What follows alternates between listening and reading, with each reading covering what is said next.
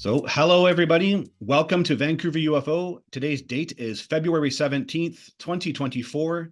My name is Jeff Selver, and I'm happy to be back. I've taken a little hiatus from public speaking to focus on a revised edition of my book, which is the focus of today's presentation. So, this is The Rising and the Alien Plan to Build an Enlightened City on Earth, Rerelease. The new edition is available in both softcover and ebook at my website, www.jeffselver.com. I just want to mention this, we have right now 30 people here, so that's fantastic. And it's great to see you all. I'm very, very honored. In today's presentation, I have distinguished guest, author of The Dual Soul Connection, The Alien Agenda for Human Advancement, New Zealand UFO and Extraterrestrial Contact Researcher, experiencer, and board member of the International Coalition for Extraterrestrial Research, Suzy Hansen. Suzy was critical in helping me make the new edition of my book. So hi, Suzy. Hi, Jeff, and good to see a good turnout. Great. Yeah, thank you so much. Okay, so now we are in very interesting times indeed. And I consider it, and maybe you do also, the single greatest and most important time in human history. We are all learning about the phenomenon, and it is going to change all aspects of our lives. It's great to see the public's acceptance that something is going on, and it's thrilling to watch the public process of disclosure, especially when what is said publicly by officials in the process of disclosure corroborates things contactees have experienced with the extraterrestrials firsthand, which I'll get into. So in today's presentation, I'll first share how my story is holding up against disclosure, and there are some corroborating surprises that are worth talking about. I'll go into a description of the changes that I made to the new edition. And then me and Suzy will share fascinating connections and similarities between mine and her contact events, including experiences with technology, behaviors of the aliens, their telepathy, and their dimensionality, just to name a few. As well, we will share an interesting story how Suzy herself had an experience with the Elder in paranormal form, which is the main grain alien that I deal with. So, a picture is forming as the world is in the middle of soft disclosure. So how well is my story holding up in disclosure? I'm absolutely stunned. So much so that I bet this is the story. So the summary of my story is that I made an agreement with gray aliens to discover my soul. While doing so, they tell me their plans. The hybrids are being put on Earth, and there will be a city. But fundamentally, the phenomenon is all about consciousness, which is something that I proved to myself throughout the story. Now, the point with saying that I proved this to myself is that so many in the UFO abduction field assume the consciousness experiences that humans have on craft and report back to the researchers are all made up in the mind. That aliens produce holograms and imagery in the brain, which they do, but those are separate from the consciousness experiences contactees report. I heard one researcher brush off the consciousness expansion as they were sure it could all just be replicated through neurons in the brain.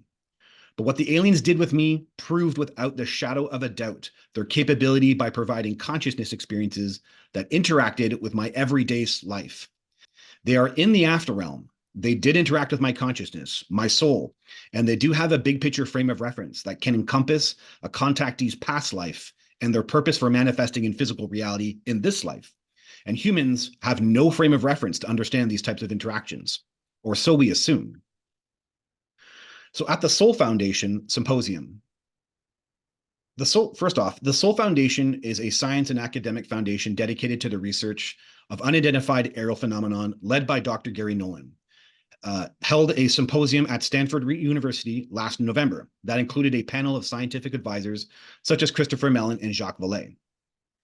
So Jacques Vallée told a story about Bill Clinton's top science advisor, who at the time was advising Clinton to disclose.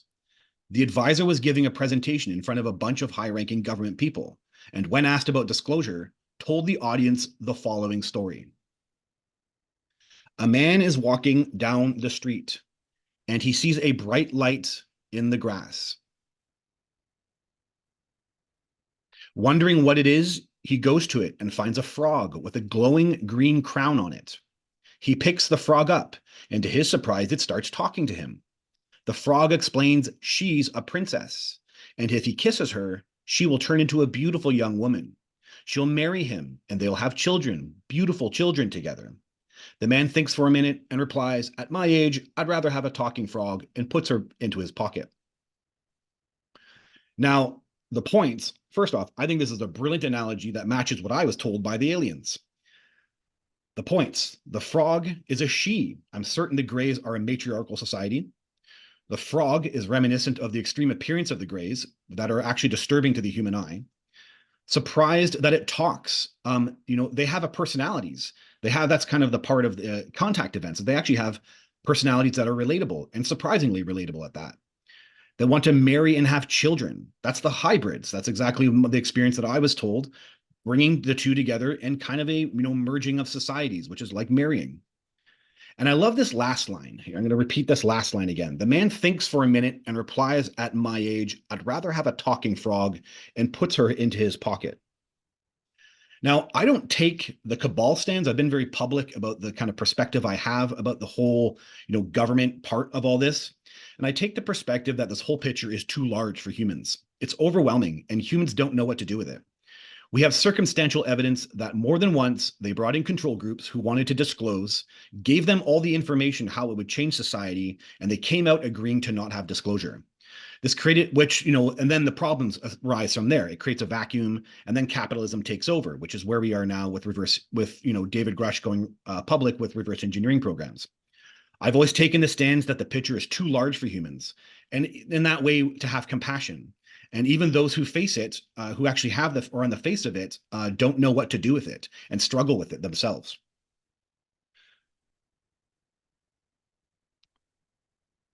So this is a quote from John MacBook's Abduction. With considerable resistance, Scott admitted that the intention of the aliens was to live here on Earth, but without us, unless humans change, in which case we might be able to live together. Then he contrasted the ways of humans with the aliens. Human beings are alone, and they don't share. In the alien realm, nobody's in their own world, and everybody knows everything. There are no secrets. So now that there's a public momentum around UAPs, people are digging up the things that were spoken of or written about in the past. And someone posted this onto Reddit, which is the first time I ever saw this. And this was my comment in response. "Wow, I didn't know this existed. They told me something very similar. I'm convinced this is what disclosure actually is. Aliens putting themselves on the Earth. Hybrids on the planet and merging societies." So on the Neil Mitchell Asks Why podcast on September 25th, 2023, guest Ross Coulthert said, quote, "In reference to the UFO UAP phenomenon, it may also explain the other mystery in human life, which is what happens to us after we die, in reference to the UFO phenomenon." Now, the significance of Ross Coulthert is that he is the journalist who broke David Grush, the highest-ranking UAP whistleblower from the Department of Defense, who claimed the American government has a reverse engineering UAP program. So Ross Coulthert had to do background checks on his sources to even verify his credibility. So he interviewed people in the know, and this is what he says. So I actually have the video, and I'm going to play that piece here. And they call it the phenomenon because they think that what we're talking about is far more than just structured craft. Yes, it's biologics, but it may also explain the other mystery in human life, which is what happens to us after we die. Because a large part of what I'm investigating at the moment is that what we're talking about here may not in fact be a technology as we understand it, which might explain why we're having so much trouble reverse engineering it. It might in fact be a manifestation of some kind of uber consciousness that is essentially, or the theory goes, expressing itself through physical form to basically make humanity become aware. I mean, I know this sounds kooky, but I'm getting this from people in US intelligence who actually say to me, "Thank God somebody from mainstream media is taking this issue seriously." This is so significant. It was right here on this channel, Vancouver UFO, July 5th, 2020, that I talked about my experiences of seeing the afterlife on an alien spacecraft. And now I have corroboration that that is even possible. One of the most unbelievable elements of my story has corroboration. UFO, and then there's another one as well too. So Leslie Kean is the journalist who broke the New York Times story that started this all back in 2017 with the Pentagon's 3 UAP videos. And she keeps doing her investigations, and this is what she says. UFO investigator who found US alien ship whistleblower says ghost dimension exists. Leading author Leslie Kean's work claims that a paranormal side of UFO reports connects to the ghosts and supernatural, sorry. So I have a video on my website, My Gray Alien Communicates Through Paranormal Activity. Besides having these memories of alien contact myself, and besides seeing the beings now as orbs and UAP that fly around my home, and which I can video, the elder is a paranormal presence in my house. She displays poltergeist-like behavior that other people have witnessed, but it is always benevolent and not for the purpose of scaring, and with a purpose to communicate something specific. So point number 2, the phenomenon is all about consciousness. The beings, technology, and world prove the afterlife is real. Paranormal is real. Past lives are real. What we call God, the quantum unified field force, is real. And human existence is about self-realization, i.e., learning that you are God. So this is the big picture of what I'm pretty certain is going on here from all the information I received and and what I'm still learning about for the phenomenon. The grays and the controller species, whether they're called the mantis, in my book, they're called the leader, or it's called the leader. And there seems to be this kind of overarching species that they're taking the planet back. And it's not a threatening thing. It's more about nature. But I think the bottom line is that this image here, this is the age of the Earth. And it is huge, right? Humans, well, the death of the dinosaurs is right there. And humans are a tiny, tiny, tiny blip. So I think that this is the big point of it all. We now know that, it's obvious the aliens are here on Earth, and this is all real. So they are so advanced that they have been here the entire time without our knowing. Then the age of the planet says volumes in this picture. It's not hard to imagine with their quantum tech that they know how to erase their presence from our geological record, or even exist in phase cities that don't disturb the natural environment. The elder herself told me that they are stewards of the planet, humanity's agents of change. There might be some kind of management, role that the actual species plays with the planet, and then with us as well too. So the other summary, they're merging with our society. This is all about consciousness. And because this is all about consciousness, then it leaves humanity open to one very big fundamental problem. We don't know who we are. And we definitely don't know what we are. Because you're also an interdimensional being. And you don't know it. The challenge with disclosure is the assumed world view. If you're a physicalist, then you believe you're an evolved ape. If you're a spiritualist, then you believe you're a spirit. But likely, that's all you have is belief. And hopefully some experience that gives you confidence in the reality of spirit. But that's all humans can have. And it seems the aliens want to assist humans into this new paradigm.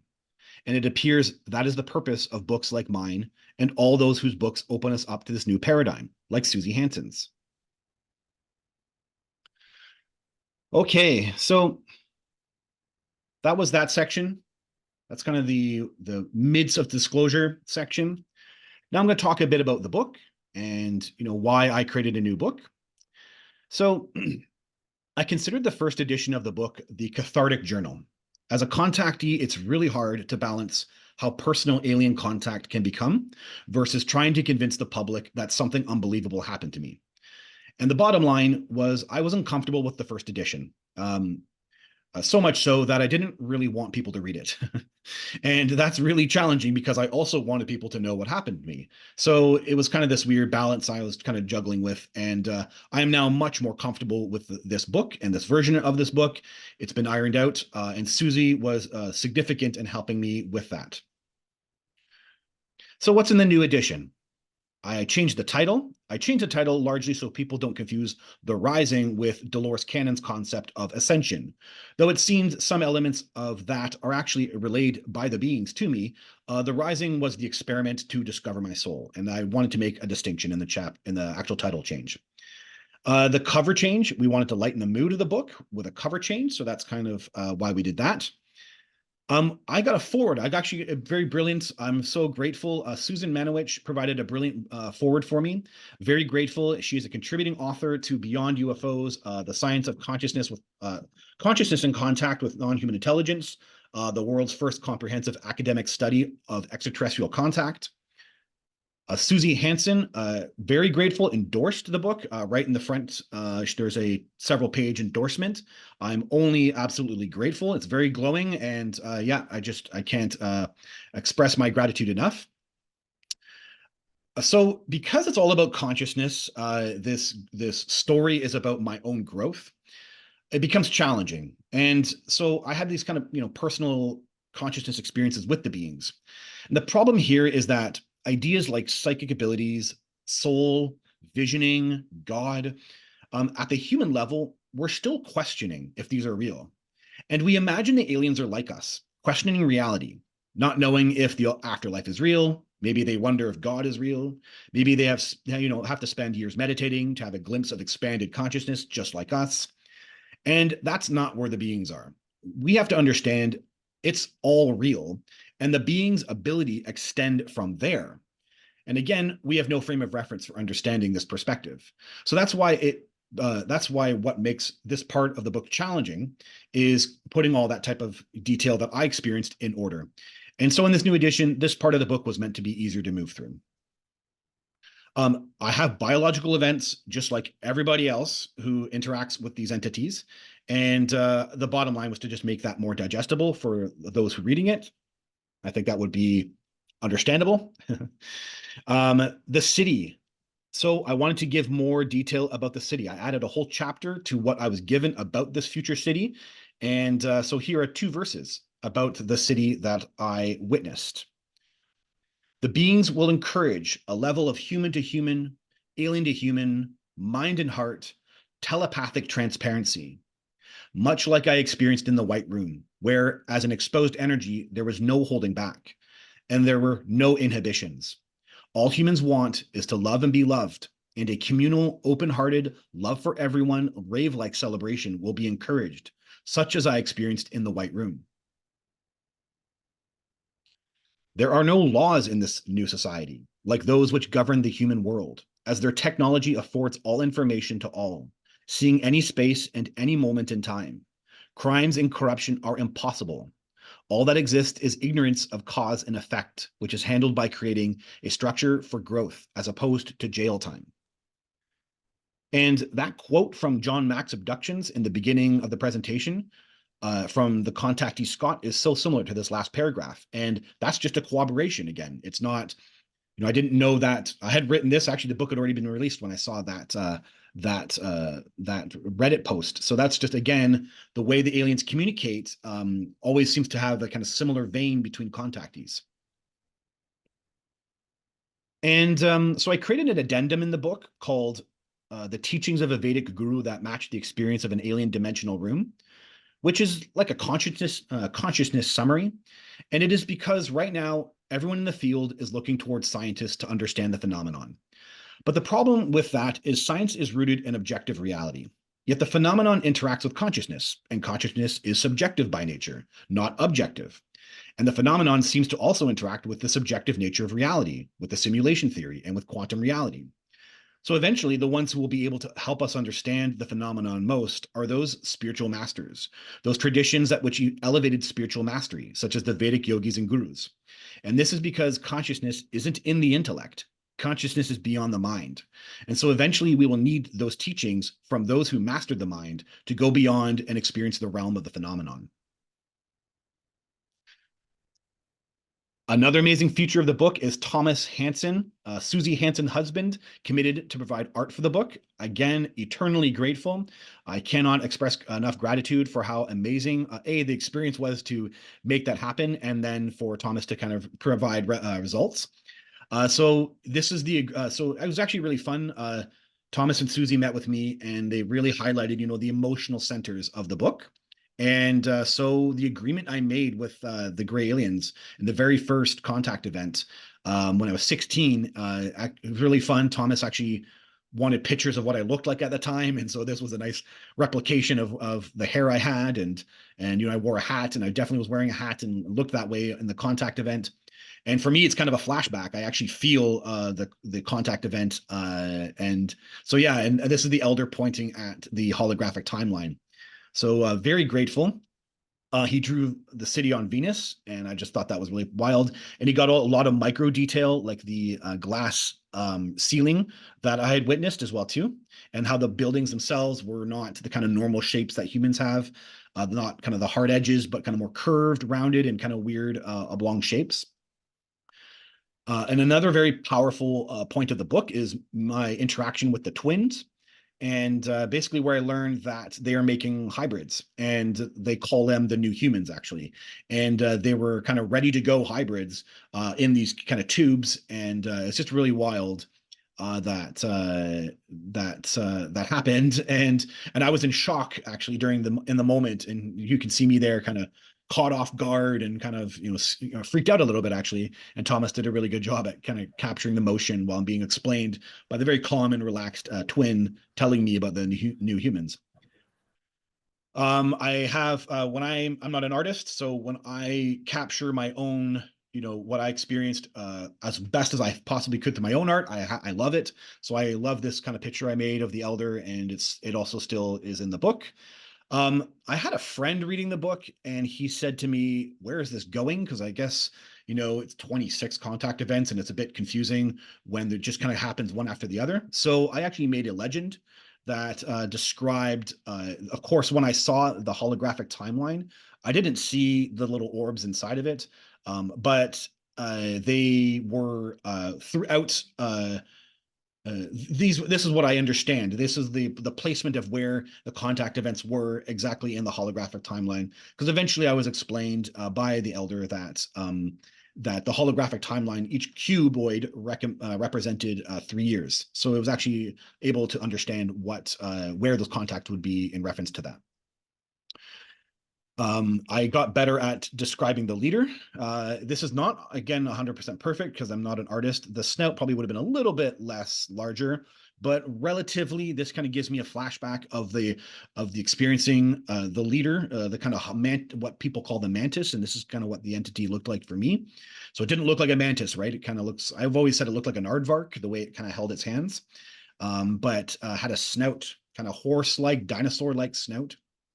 And then kind of these cat eyes. Yeah. And then lastly, I made changes to the website as I'm just trying to give more information. I give a lot of my information away. And I've gotten better at, there's more science behind the memory content about me gaining these memories, because that's the part of my story, right? Like I woke up midlife to these memories, and I'm always trying to be as transparent about what happened to me as absolutely possible. And so I just put it all up front, and there's a whole the science of accurate memory recalls on my side, basically essay, but it's from the intro of the book. And so you can just, your critical mind, you can have that information yourself, and you can see how I went through the effort to prove to myself the highly corroborative details that I get from these memories. And I also put the Mystic book online because it was in the old book, and I just want to give it away.